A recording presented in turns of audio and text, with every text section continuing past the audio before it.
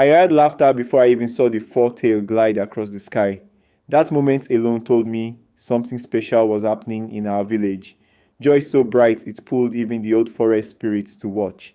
I was there when it all unfolded, standing outside my compound, broom in hand, pretending to sweep, but truly observing the quiet magic of a family being stitched back together. His name was Kamau, a gentleman with a smile that made wrinkles dance around his eyes. He had been away for months, working in another town to save money for Christmas, doing small jobs, big jobs, any job that kept hope alive. His pockets were never full, but his heart always was.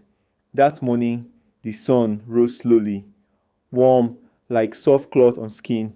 Children ran around with paper decorations.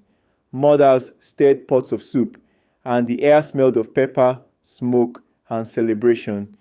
But the real excitement came when we saw Kamal walking down the red earth road with a bag balanced on his shoulder and happiness balanced in his steps. His children spotted him first. They screamed his name and sprinted across the yard, dust swirling behind their tiny feet. His wife came out next, wiping her hands on her wrapper, eyes shining the way charcoal does before it burst into flame. When Kamal dropped his bag and opened his arms, they all collided with him in one big, noisy hug. I stood there smiling like a fool. Even the forktail, the legendary bird with twin tails shaped like two long ribbons, circled above them. People say forktails appear when strong emotions rise into the air, and that day it floated like a blessing, its wings shimmering gently.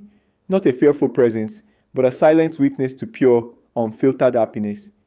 Kamal's bag was filled with simple gifts, carved toys for the children, new slippers for his wife, and sweets wrapped in bright foil. Nothing expensive, nothing grand, but everything meaningful. His laughter rose above the noise of the village, full, round, musical. That evening, as we gathered to celebrate, I saw him sitting with his family under the mango tree. Lantern light painted soft patterns across their faces. The children leaned against him, half asleep from too much jollof rice and excitement. His wife rested her head on his shoulder, and above them, the forktail perched quietly, his twin tails swinging like gentle strokes on a drum. Kamal caught me watching and nodded, a small gesture, but full of gratitude.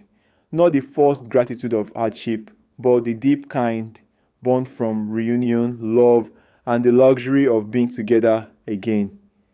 In that moment, joy felt like something you could touch, something you could hold, something that warmed the whole village. And I realized this. Sometimes Christmas miracles don't fall from the sky. Sometimes they walk home on tired feet, carrying nothing but love. And that Christmas, under the dusty sky, the smallest lantern carried the brightest hope. Merry Christmas.